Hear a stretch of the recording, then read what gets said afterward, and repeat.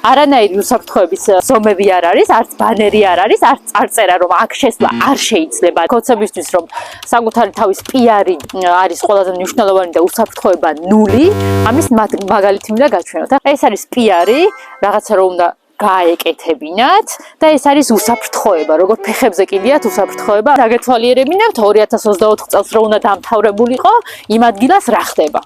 აი ნახეთ.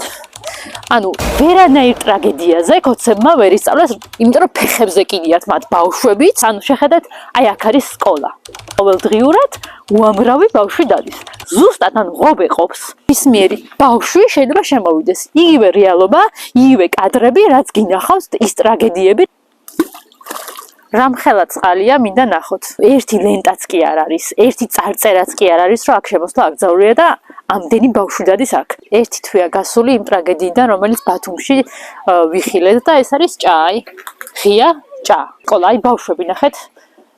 რაღაცა ანუ დანგრეული ღობეც კი არ ყოფს ამ ადგილიდან ბავშვებს. მიმართავ ყველა შესაბამის ორგანოს, ვისაც ეს ეხება. აიცილეთ კიდევ ერთი ტრაგედია თავიდან. ცალკე ამბავი არის, რომ ადამიანების, ხალხის ფული, სახელმწიფო ბიუჯეტი, ჩვენი გადახდილი გადასახადებიდან შეგროვილი ფული, რომელიც ვიღაცა ზარქუას სიძეს გაატანეს, ესე რომ პასუხი არ მოუთხოვიათ, აჯანიმებულიც არ არის ის